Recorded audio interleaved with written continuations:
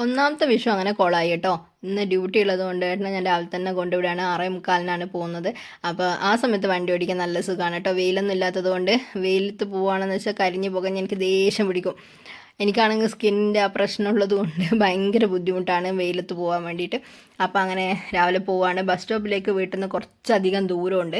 അപ്പോൾ ഞാൻ കൊണ്ടുവിടുകയാണെങ്കിൽ പിന്നെ എളുപ്പമായല്ലോ. നടന്നു പോകുമെന്ന് പറഞ്ഞാൽ ഭയങ്കര ബുദ്ധിമുട്ട്. അപ്പോൾ കൊണ്ടുവിടാമെന്ന് വിചാരിച്ചു. അങ്ങനെ ഞങ്ങളിങ്ങനെ പോവുകയാണ്. അപ്പോൾ റോഡിലൊക്കെ നിറയെ തിരക്കുണ്ട്. ഓരോരുത്തരും ചിക്കനും മട്ടനും അതൊക്കെ വാങ്ങിക്കാൻ വേണ്ടിയിട്ടുള്ള തിരക്കാണ് കേട്ടോ.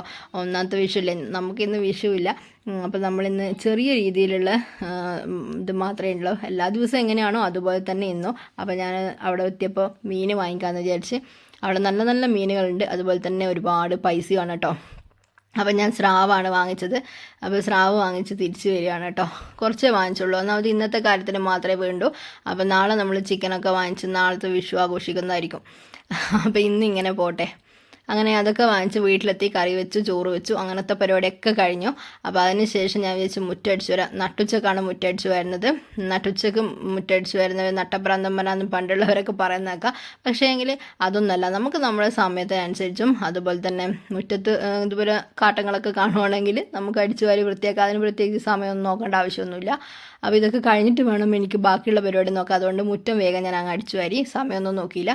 അതുപോലെ തന്നെ കോലായൊക്കെ തുടക്കുകയാണ് കേട്ടോ. അകത്തുമൊക്കെ തുടക്കാനുണ്ട്, ഒരുപാട് പണിയുണ്ട്.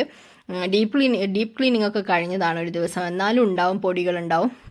അപ്പോൾ എന്തായാലും അടിച്ചു വാരി തുടക്കണം. അപ്പോൾ അതൊക്കെ കഴിഞ്ഞതിന് ശേഷം കുഞ്ഞുണ്ണിക്ക് ഞാൻ ലഞ്ച് കൊടുക്കുകയാണ് കേട്ടോ. സ്രാവ് കറിയും അതുപോലെ തന്നെ ചേനേൻ്റെ അച്ചാറും ഉണ്ടായിരുന്നു. അപ്പോൾ ഇന്നത്തെ വീഡിയോ ഇത്രയുള്ളൂ കേട്ടോ.